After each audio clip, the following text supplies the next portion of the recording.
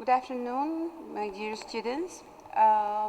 Today we are going to start a new text which is with little help from my friends.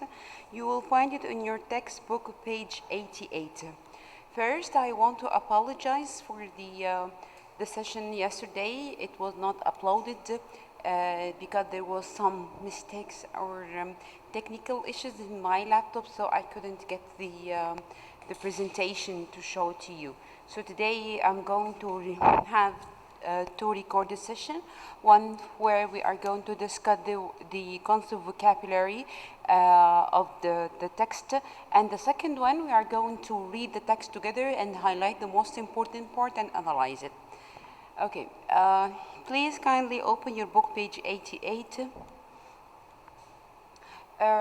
First, this is one of the techniques we get used to give you the summary of the text.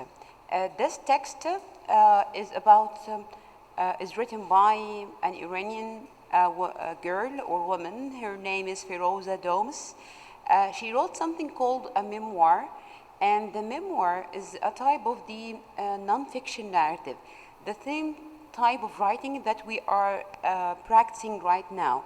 It's nonfiction because it's real story, and the narrative because we're altering a story where we include characters, dialogues, we have sequence of events, we have conflict, we have resolution, we have a beginning for the conflict, and so on. The difference between a memoir and something called an autobiography, and to remind you, an autobiography, it's your whole story since you were born till this time.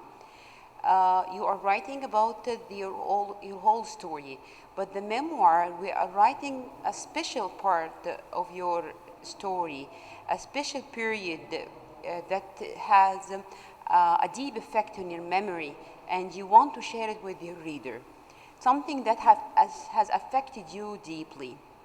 And with a little help from my friend, this is a good model for a memoir written by Firoza Domus, and her story begins in 1972 when she and her family decided to travel to the United States from Iran.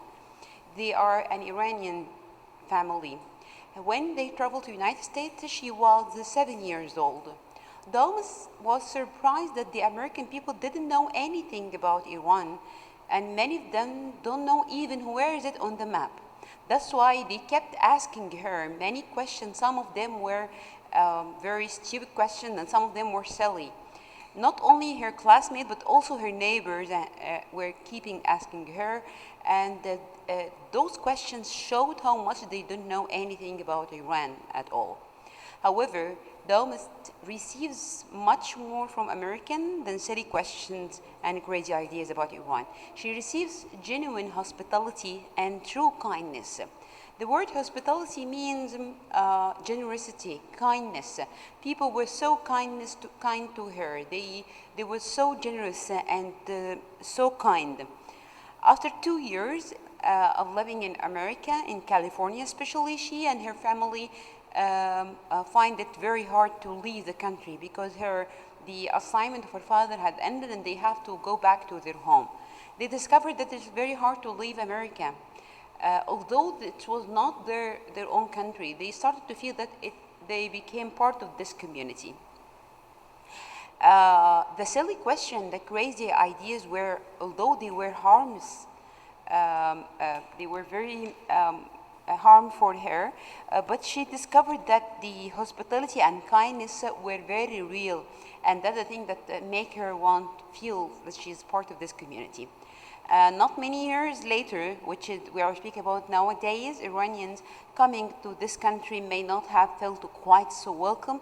As you know, there is like a running conflict between America and Iran right now. Here is Iran on the map, as you can see. Yes, at the top picture, we have this red spot.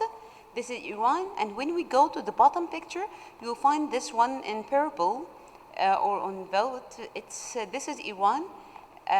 On the right, we have Afghanistan, and then we have Pakistan, Turkmenistan. On the left, we have Iraq, Saudi Arabia in green. Yes, as you can see, it's a very big country. Okay, the first word, it's a proximity. Proximity. The word proximity, we have two words to guess its meaning. The first one, to look for a root word in it and to think about its meaning. That will help us to get the meaning of our word. The second way is to read it within a sentence to guess its meaning from the context. The word proximity, maybe you have met it before in the math. It's like the approximately. Approximately, as I remember, it means to the closest number. So we have proximity. It means something related to the distance, something close maybe. Let's make sure from the examples. The first one, the proximity of the curtains to the fireplace was a cause of concern for the safety inspector. There is like someone who is concerned with the safety of a place, and he was thinking about the proximity of the curtain to the fireplace. Please try to notice the part of the speech. What part of the speech is the word proximity? Don't smoke in close proximity to gas pump. So should we smoke in so close or so near to the gas pump or so far from it? So I think that you have reached the meaning. The root word is proxim, and proxim means nearest. The meaning being close to or near. So the synonym is closeness or nearness. The antonym is distance or remoteness. Distance means far away. Remoteness, remember this is a noun. All those are noun words. Remoteness comes from the word remote control. Why did we call it remote control? Because you control from a distance. So the word remote means something far. So proximity means closeness or nearness. Correspondent. Correspondent. Most of you will think first about the word correspond. And to correspond means to be parallel to something, to be identical to something else. But actually here in our story, correspondent has a different meaning. Even the root in it have a different meaning. Let's read the example then. When you write to business correspondence, use a formal tone. When you write to business correspondence, use a formal tone. Okay, let's go to the second. The correspondence for the sports section take every game seriously. The correspondence for the sports section take every game seriously. Number 3, the third one. A correspondent in the Middle East bureau just filled a new report on the COP. Correspondent on the Middle East bureau. Bureau means office. So there is a correspondent in the Middle East office, and they filled a new report. Okay, I'm trying to let you concentrate. Maybe it can help you this to guess the meaning of the word correspondent. On the COP. COP, it means that a group of people who are taking over the authority of another country. So let's think about correspondent. What part of a speech is it? It's a noun. Am I using it to refer to things or people? From the first one, it seemed that it's people. So what is the job of correspondent then? From the last one, the last example, it seemed for me that he is someone who is writing or filling a report. Who is filling a report? That's right, a reporter. So the root word is correspond. It means to communicate with letter. It means someone who writes letters or files reports for a news organization. The synonym, a reporter, a journalist, or newsman. A reporter, journalist, newsman. So correspondent means reporter.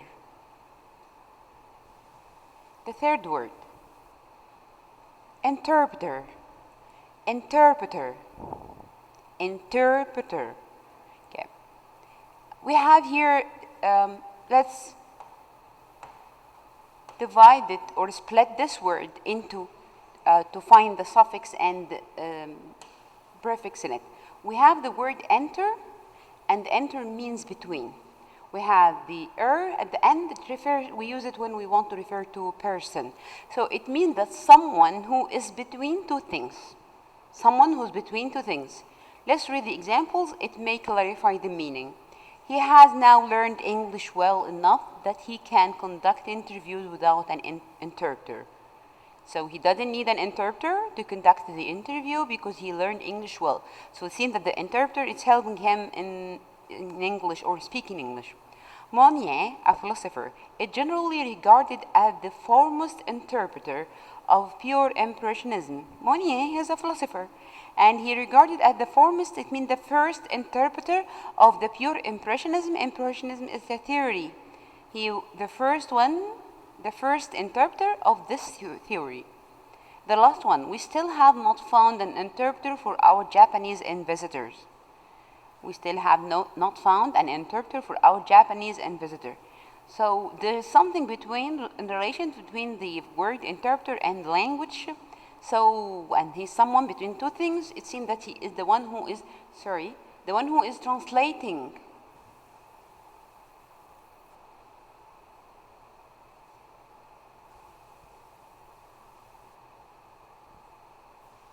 Yes, interpreter is the one who translates speech, the one who is between two experiences or two activities.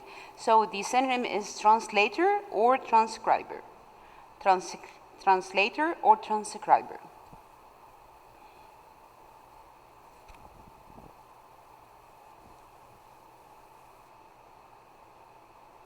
Okay. Okay, that's it. We are going to start a new record where we're going to read the text and highlight the most important part. Okay, thank you very much. Stay alert and wait for the coming next session. Bye-bye.